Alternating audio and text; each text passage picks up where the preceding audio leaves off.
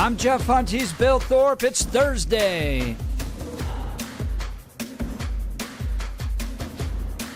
Whose fault is it we keep stealing stuff?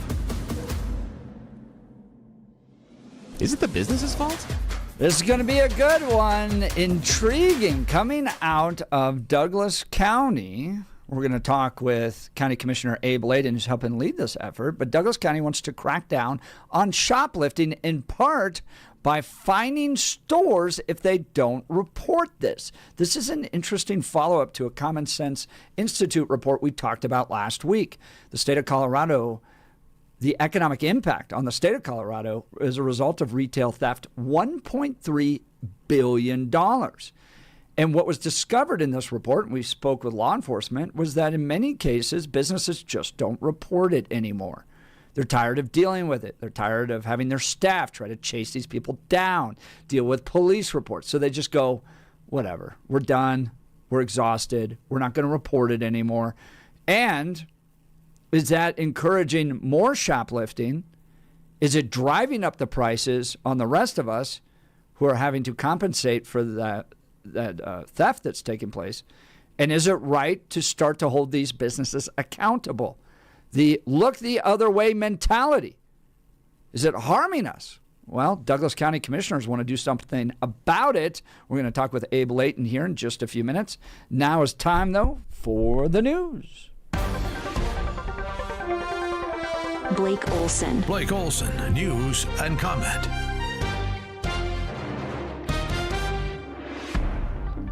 Good Thursday morning, 50 with cloudy conditions in Denver. Beautiful. Expecting a high of 63 today. News sponsored by Pastor Camp Heating and Air Conditioning at 303-777-1234 to learn more about special savings opportunities on Lennox equipment. Our top story, Jeff and Billy were talking about Tina Peters last hour. Ann Vandersteel says all this started in Serbia, and the CIA playground perfected digital election manipulation, handed off to countries like Venezuela to weaponize elections and control countries. And my computer is freezing right now, and I'm going to get the Serbians. Or the Venezuelans. Absolutely. The Venezuelans or the Egyptians. Here we go, all of them. Here we go. Those folks expected governors, secretaries of state, and corrupt supervisors of elections to play along. And they did. But they did not expect a county clerk in Mesa County, Colorado, Tina Peters, a Gold Star mom, to catch them in the act. Tina imaged the Dominion machines before they were illegally wiped. She preserved the only untouched 2020 data set in America. Imagine that, 3,143 counties, and she's the only county clerk who has that image. And that image is one that mirrors exactly what Serbian and Venezuelan insiders described. Serbia whistleblowers, and the moment that she did that, well, they moved to destroy her because Tina didn't just uncover election fraud. She exposed a foreign intelligence operation running on American soil. This is why they fear her. This is why, in fact, she's in a prison cell. And this is why her story is the single most important national security case in modern American history. Ann Vandersteel, you can check her out. Freaking crazy. That is a laundry list of lies and mistruths. I mean, an absolute, almost an encyclopedia recitation of incorrect information. Because one, Tina didn't preserve the only copy. That's preserved by county clerks across the country and across the state. That was not wiped by Dominion. That's not what the trusted bill does. The county clerks held on to what was legally required by both the state and the feds. What Tina held on to also hasn't proved any manipulation. That's the core of this idea that her reports proved any manipulation. They haven't. They've been debunked over and over and over again. I understand they're true believers, but her reports do not prove election fraud. And that's incredibly important to this clown that is out there running her mouth talking about the fact that election fraud was proven based on what Tina did. It's not the only pristine version that was secured, and it also is not proof of anything. That is a laundry list of nonsense, but fun to listen to. Entertaining, but wrong on so many levels. hopefully Ann will come on the show with you tomorrow at 6. I want to wake up to that. Here's the idea. All Ann has Dude, to do. set it up, baby. Give all us the Ann- contact Go right ahead. information. Go right ahead. And all Ann has to do in the first 5 minutes is explain why Fox News didn't use Tina Peters' proof. What's her name again? Ann what? Ann Vandersteel. Yeah. Why didn't Fox News use Tina Peters' proof? Ann And the reason why is because Fox doesn't write. Vandersteel. Yeah. Fox doesn't write a nearly $800 million check if Tina has any proof. They don't write a Steel single truth. They don't have to. Fox News doesn't have to pay a penny if Tina has any proof at all. If she had, again, any proof of any voter manipulation, Fox News wouldn't have to pay a dime, because Fox News would then be able to prove in court either voting manipulation is real or they were covering a legitimate news story. Either of those dissolves the lawsuit from Dominion, not has them win. Dissolves it, as in poof, goes away, bye-bye, gone. That's it. And Fox News didn't. You're telling me the silk stocking lawyers didn't know about Tina's reports? Come on. You're telling me the silk stocking lawyers didn't have them analyzed? Come on. They wrote an almost $800 million check because they couldn't prove it, and they knew about Tina's stuff. It was covered on their airwaves. They knew. They know it's not proof. That's all you need to know. If proof existed, Blake? it would have already been in court. It's not there. Any Let response? her go. Let her go. They're hiding. That's a different issue. We can talk about that. That's a different issue. But the idea that she had any proof is nothing. They're hiding something. They are hiding something. Hiding what? What? Hiding? Who's hiding what? There's no one's hiding anything. I mean, come on. What do you mean, come on? 9 years. Again, I mean, you guys putting her in jail for 9 years. about it for Hang on, an hour but putting or so. her in jail for 9 years doesn't mean anybody's hiding anything, because it's a Republican county with a Republican DA and a jury that she picked in a Republican county of her voters that chose her. And in that situation, where's the political railroading? The other thing is, she didn't prove anything. We can argue about her sentence, but the fact that she got 9 years isn't proof positive of anything that she had fraud. That's it. Some of the dirtiest people in the world, I mean, in the world, are making sure that she's locked up for almost a decade. The Republican Attorney General in Mesa County? And Grizzy is walking free after what she did. Yeah, definitely. What the freak is going on here? A nut job walks into a tanning salon in Loveland with a hammer and starts wailing on one of the employees, hitting her at least a dozen times and dragging her into another room. Kyle Behrens is the suspect in custody after what police say was a random attack. The Loveland police spokesman.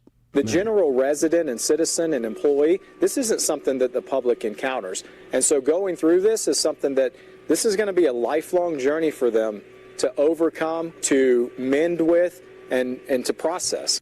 Behrens also tried to stab the employee and a customer. The first victim, the employee, fought for her life and is in serious condition. The customer suffered minor injuries. Thank God they are both alive today, and he is in jail. My goodness. Tyler Robinson, the man accused of murdering Charlie Kirk, will make a court appearance today in person for the first time. Wednesday on the Candace Owens Show, she played an interview with Tucker Carlson that he had with Theo Vaughn. The problem is we don't have any faith in our government. Boy, I agree with that. Here's what I am concerned about. A lot of things. One, he acted alone. Tell me how that worked. I don't, none of us really act alone. It's hard to go anywhere by yourself, too. Thank you. Exactly. You acted totally alone. Okay. You're going to have to prove that to me? It's totally possible. Anything is possible. Weird things have happened. We'll continue to. But that's not my default assumption, and it shouldn't be yours. And their default assumption was we acted alone. Really? Why do you think that? What about life suggests that people typically act alone? When was the last time you acted alone in anything? I don't go, right? So A.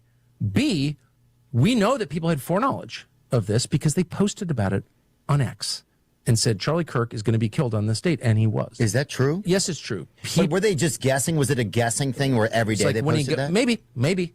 Have those people been interviewed? Have they been hauled into FBI HQ and had a long conversation with how they knew that? Like, let's get really specific. Why did you post that? Who have you talked to? Like, if I were doing this investigation, because I spent my whole life doing non-criminal investigations called journalism, like, what do we know is true? How do we find out? Call everybody, be open-minded. It's like it's the same process. If I was doing this investigation, they would be at the very top of the list. Tell me how this guy who seemed normal became a radical trans furry murderer? It's not enough to tell me, oh, trans. I'm not pro-trans, by the way. But was that the guy or his boyfriend? Well, exactly right. Tell me how this guy became so radicalized that he murdered a stranger. I know Jeff believes that, and, it could have happened. We'll see. Hopefully they do their job, and no stone is left unturned.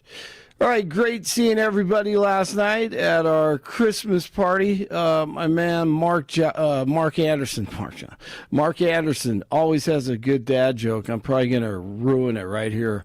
What's a round Christmas decoration that hangs on your door and made of dollar bills? What? Aretha Franklin's. Oh, that's good. Good one. I like that one. That was a good one, Marky.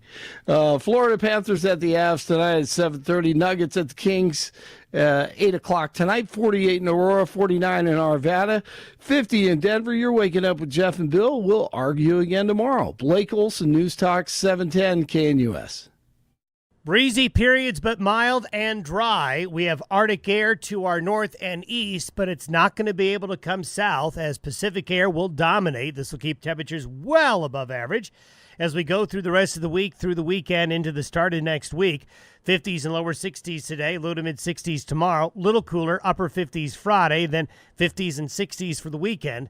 Nighttime temperatures will be mostly in the middle to upper 30s. Meteorologist Don Day in the 710 KNUS Weather Center.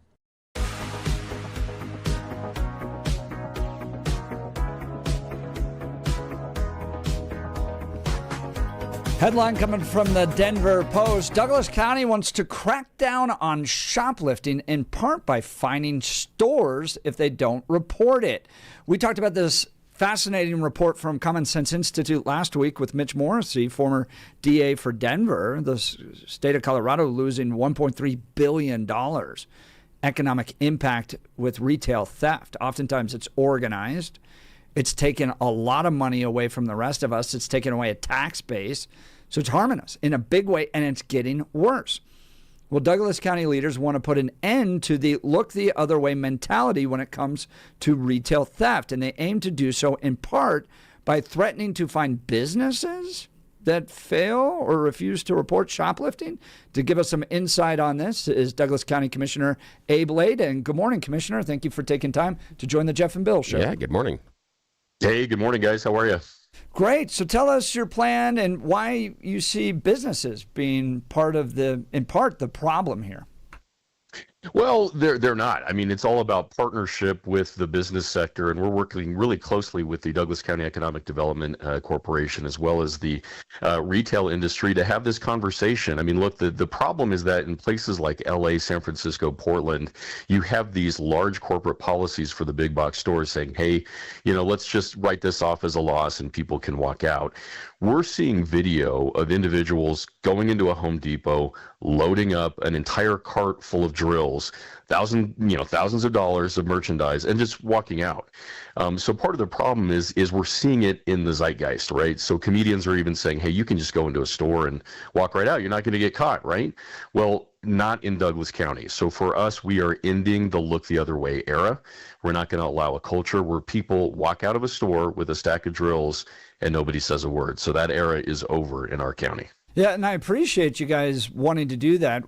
In our analysis of the Common Sense Institute report, this was part of the problem, is that businesses are just at this point going, we don't want to deal with the headache. But I'm intrigued on the enforcement side of this because part of the reason businesses don't want to go after the shoplifters is they don't want to put their employees, for instance, in the role of law enforcement of trying to stop these. So do you think, 100%. Yeah, what is the enforcement mechanism on this? Well, we agree with retailers. We don't want anybody going out into the parking lot and getting into fights. We really are looking forward to an ongoing partnership where managers at a big box store like a Target, a Best Buy, a Home Depot, they are simply calling the police. It's basic common sense things that your listeners and hopefully us as commissioners, we understand well. But again, you have the community that you accept. And in a lot of, large metropolitan areas, there's sort of this concept of, well, some people just need to steal. We don't have that perspective. I think you have two types of folks, those that sympathize with the criminals and those that sympathize with hardworking taxpayers, and that's us. So for us, every unreported theft drives up prices for hardworking families. It's a hidden tax. Like you said, with the Common Sense Institute, we're seeing billions of dollars being unreported and just lost into our community. So with us, I want to be really clear that this is it's a $50 fine. So we're not seeing this as something that's going to be significant for the business industry. But the little change that will be really significant is when you have a local law that modifies a larger corporate policy, they got to go back to Chicago and say, look, we need to change our policies in Douglas County because they made a law that will change how we report theft. So the idea is just to incentivize these big box stores and retailers to partner with law enforcement and be part of keeping our community safe. That's Abe Laydon. He's a county commissioner in Douglas County. The county wants to crack down on shoplifting in part by fining stores if they don't report it. What's been the word and response from Douglas County Sheriff Darren Weekly? It's been fantastic, and I am always really thrilled and impressed with our sheriff as well as our district attorney, George Brockler. We just had a very large meeting with the public, a press conference just the other day with both the sheriff and the DA, and all three commissioners as well as both of those colleagues are on board with this. We're going to work with the business sector. I'm going to say, too, that we're just on first reading. We're not to second reading yet, so we're continuing to stakeholder work with business owners. If there are tweaks or modifications to the language that they want to see or that our citizens want to see, we're open to that. But we don't wait to do great. We want to get this out and get moving. That's Abe Laydon, Douglas County Commissioner, wanting to talk to us about the idea of holding businesses in Douglas County responsible for retail theft in a way of maybe a fine if they are not reporting it. What I'm trying to figure out in my mind is what's the enforcement mechanism behind this? And what I mean is, how do we check that the businesses are or are not reporting retail theft? How is that process going to work? We're not. And I think that's where that sigh of relief comes from retailers. So, we're going to let businesses do their work. We're going to stay out of the, operations of business. That's not the role of government. At the end of the day, common sense would dictate, how would we ever know that a manager or an employee is not reporting theft? The goal is for this to be a deterrent and for those larger corporate policies coming out of New York and Chicago to find their way back to Douglas County and say, look, you got to comply with the local laws and you got to report to law enforcement. It's about changing corporate policy to protect citizens and keep prices low.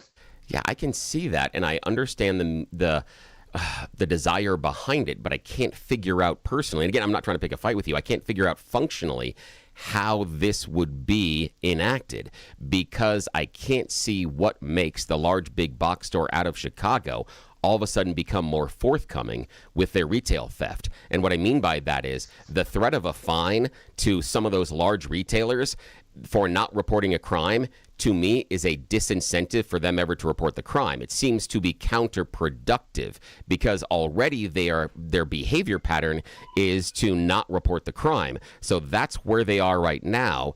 And there's no enforcement mechanism to ensure they report the crime. So I can't come to the conclusion they would report any retail theft at a higher rate than they are now. So the functionality would be the fine never falls. Yeah, because or is it like a $50 $50 a day or $50 an activity? How does that get levied? No, I think that's a great question. I really appreciate it. I think, as a business and real estate attorney for many years before I was a commissioner, We understand how corporations operate, and they by and large, especially at the larger big box retailer level, they will comply with local laws.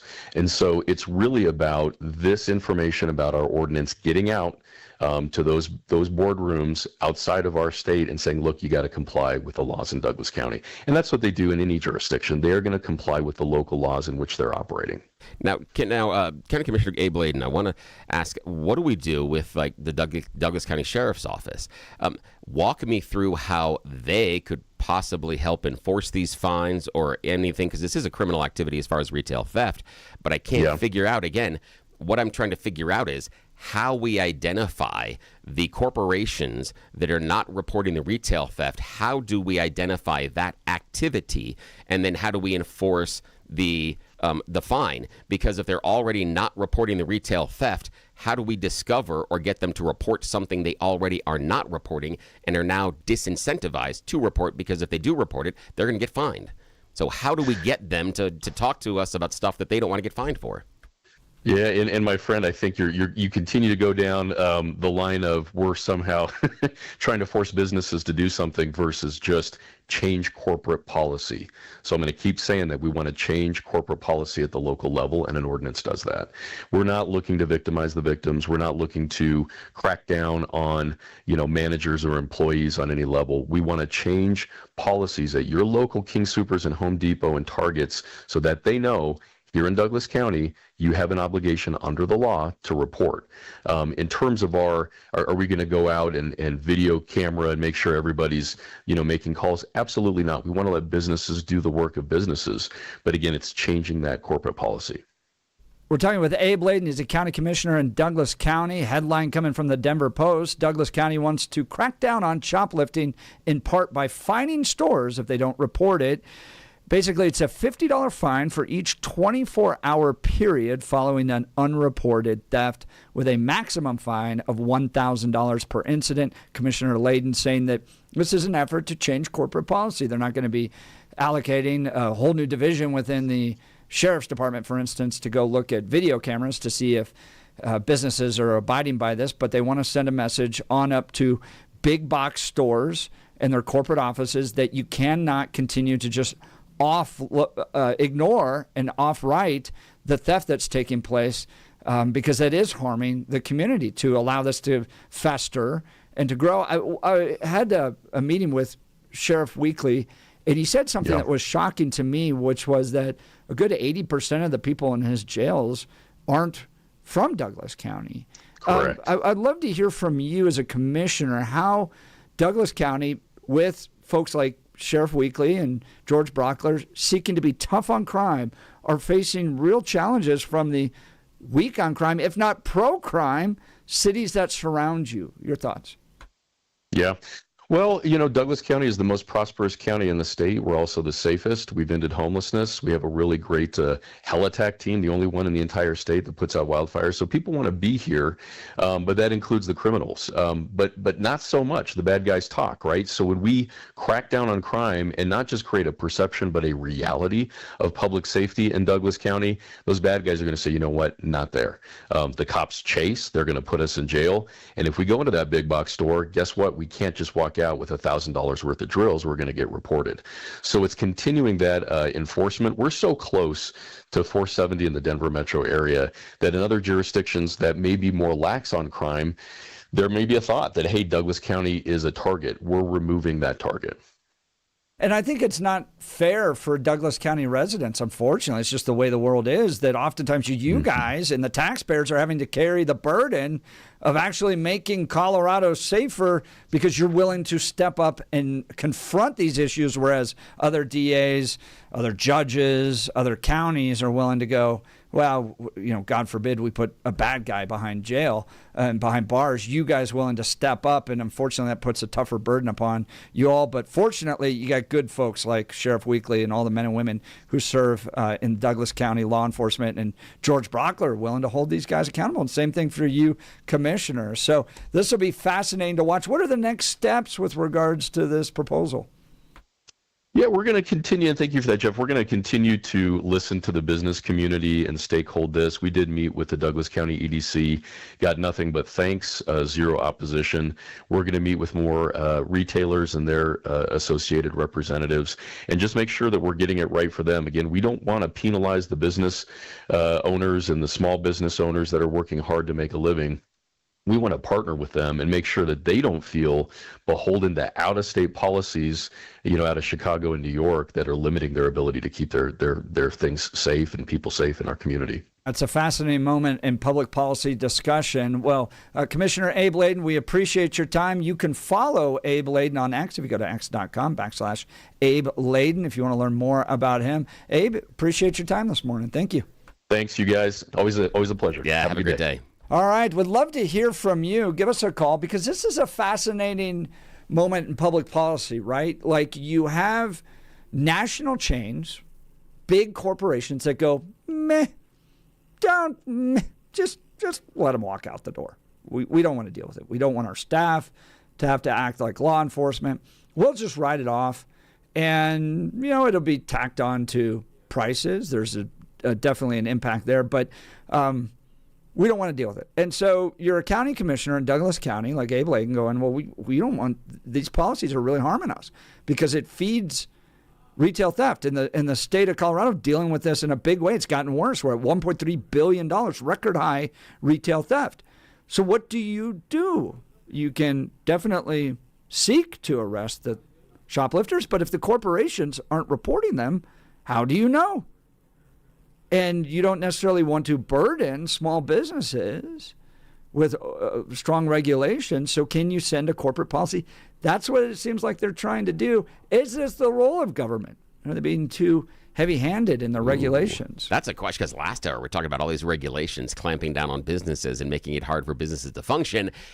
Is this just an example of another regulation? That's and interesting. Now you got to devote somebody's time to it. So if you're having shoplifting, you have a staffer that has to call Douglas County Sheriff, or you're going to end up with a fine.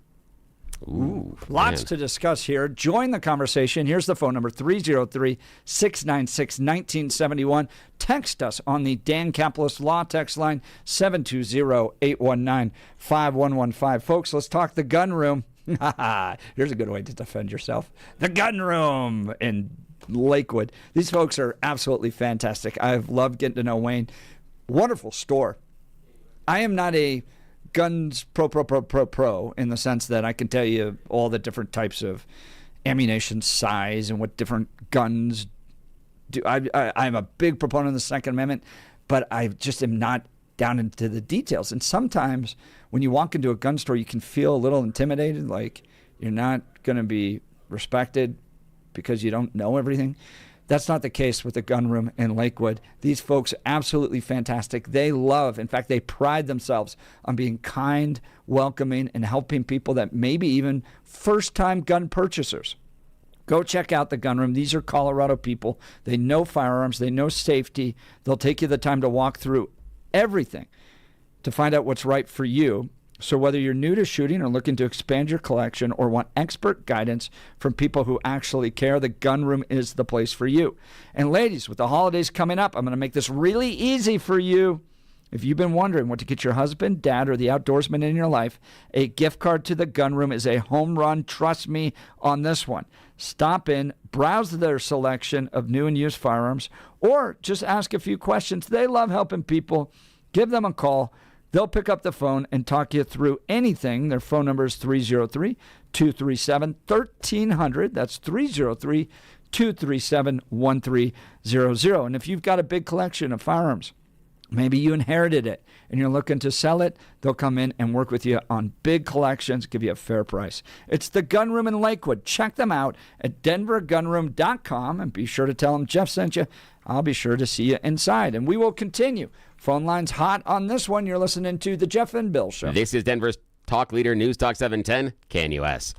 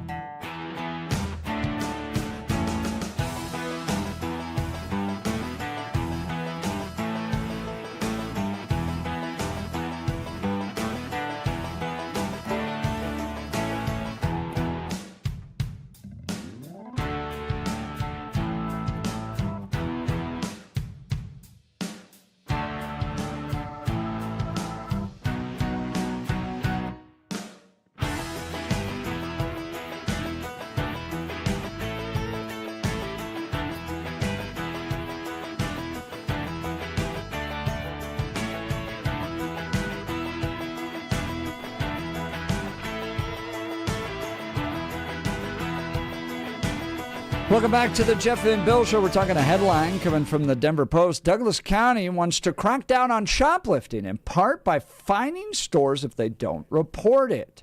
Just spoke with Abe Laydon, the county commissioner in Douglas County, part of the effort to pass this. They're going, look, our point is not to overburden businesses, but these corporate policies that allow people to just walk out the front door with lots of our material that's being stolen and not reporting it is harming our communities. And we want to send a message. Our goal is to try to change corporate policy. So if you don't report retail theft within 24 hours, it's a $50 fine for each 24-hour period following an unreported theft, with a maximum fine of $1,000 per incident. But is this government overreach? Another regulation that businesses want to do. If businesses don't want to report their theft, that's their prerogative. And if they're going to increase prices as a result of it, well, then that's their prerogative too. Yeah, if their policy is pay up, sucker, what you going to do about it? What do you think? Let's go to the phone lines. Marty in Denver. Good morning, Marty. You're on with Jeff and Bill. Morning. Well, gentlemen, so good to be with you. I would just ask the listener to pause before we go too all in on Abe Laydon. I want to make sure our voters and listeners remember this was a man that was married and had a child and abandoned them for a homosexual relationship and advertises himself as a Christian conservative in the best county in the state. That has to be known moving forward. No, Marty, hang on a sec. Hang on a sec. Hold on here. I do not appreciate, nor do I condone, those type of ad hominem attacks that are used to denigrate someone's intellectual position on any sort of an argument. And you know better than that. Now, Marty, and we can disagree on Abe's personal behavior, and we can always call out individuals' personal behavior, but using that personal behavior as a justification to discount their intellectual capacity, ability, or anything they're advocating for, I think is not good. In fact, it is a core logical fallacy.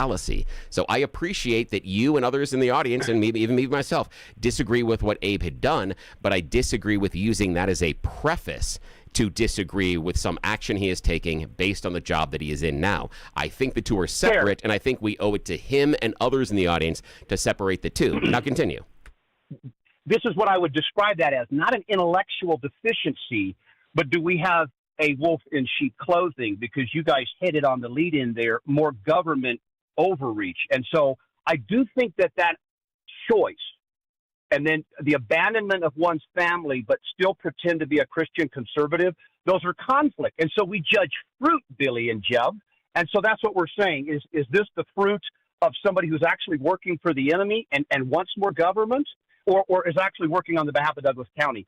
I just think that needs to be addressed. But the second, I can see that. I can see that. But I guess I'm not going to elevate our government regulation into necessarily a spiritual conflict or working for the enemy. Fair. I think that's a little bit large, because I'm just saying that if God, with all of his omniscience and omnipotence, he should be able to change our laws and rules at any point in time. He could disappear the entire earth if he wanted to. So him having to have people go in and change laws that way, or even the devil himself, if we have got the devil down to the point where he is worried about local county rules and regulations, hey, we should call this a win because he's not stealing souls. If we have got him so micromanaged that he's worried about changing a policy about theft in Douglas County, I think that we, as far as spiritual warriors, can take that as a win. Because obviously, he's focusing on something that is not at the top of the to-do list, which is to take souls out of heaven. So, just saying. Maybe we could take that as a win. But continue. We have inflated people into a point of where they commit crime. I understand that we can't just say, okay, well, it's okay to steal because you're poor or you're black or you're brown. But at what point do the prices that we're being suffocated with be addressed as a 911 and watch the stealing and the theft go away when a candy bar isn't $5 at 7-Eleven? I mean, that was 50 cents ago when we were growing up. So isn't the bigger issue that they've inflated and suffocated this economy so much that there is this, well, I don't care. Either I have to steal or I'm going to get back at the man, because you know what?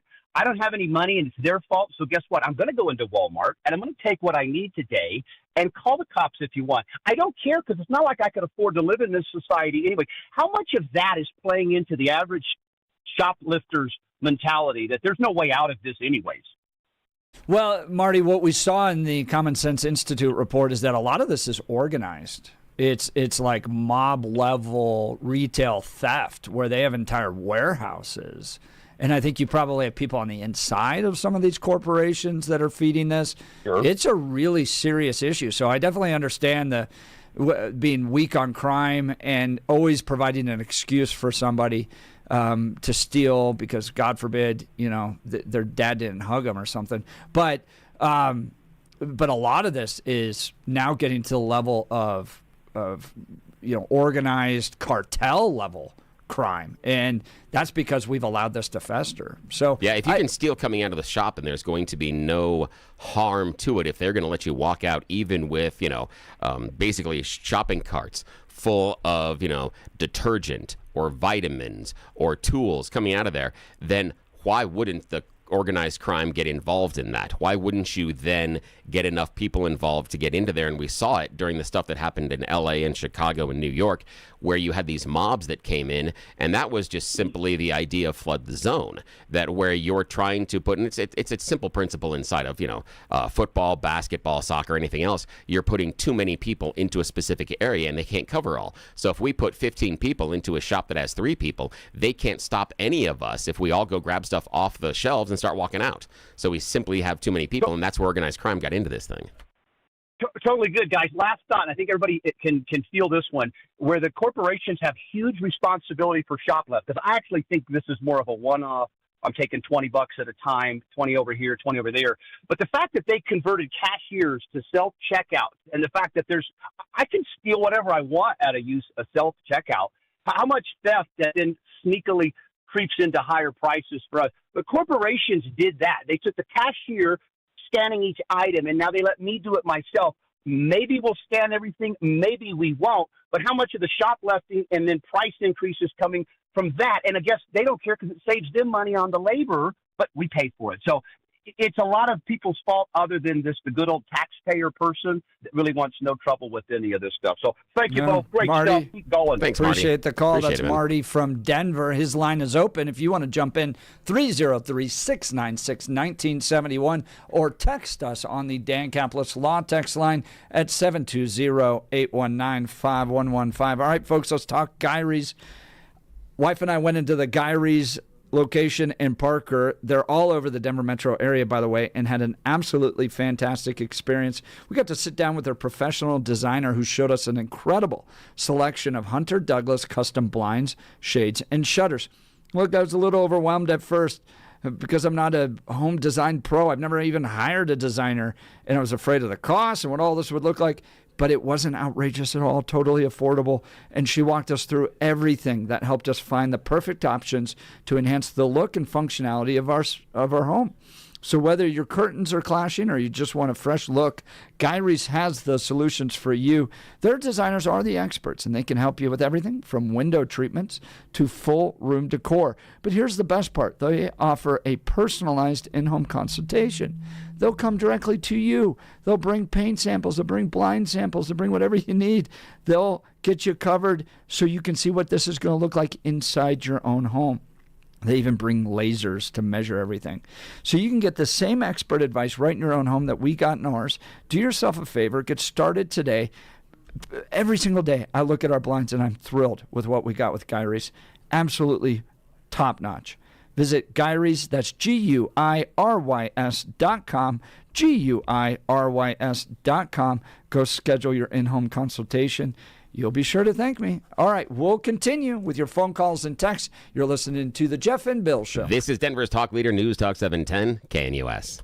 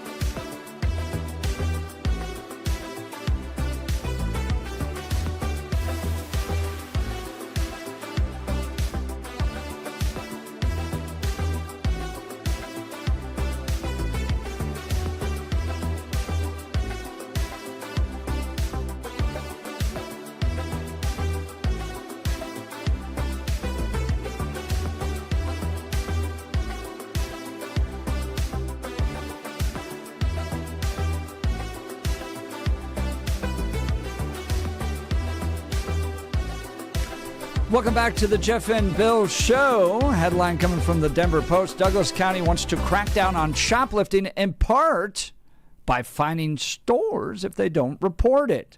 Part of the problem in all this, it's not the silver bullet, but part of the problem is that major corporations just go, let them walk out the door. First of all, we don't want our staff trying to stop these guys. They're bad news, bad actors. So don't get involved. And secondly, we'll just write it off and add it to the price. And customers will continue to pay higher prices. So what does it matter to us?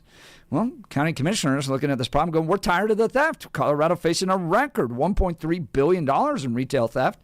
So if you're not calling the police, if you're not reporting it, well, you are part of the problem. And we need you to step up.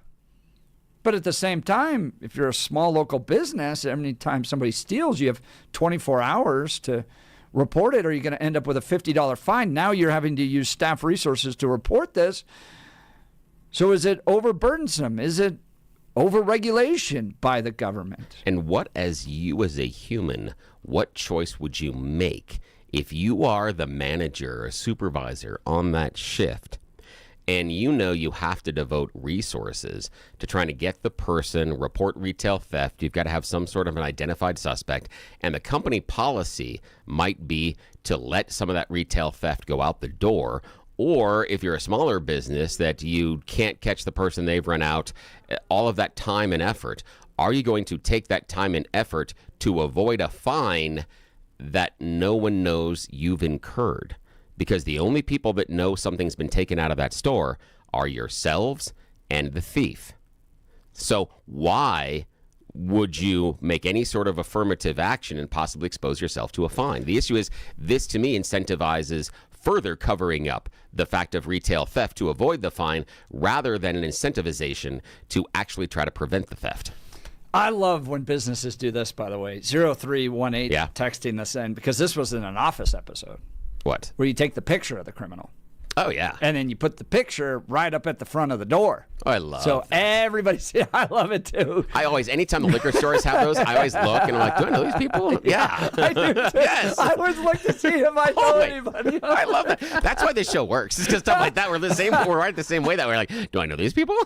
Well, and there's an episode where Michael gets lost and they end up finding him in part because he'd forgotten his wallet and his phone, and so they have his picture up in like a Chinese food restaurant.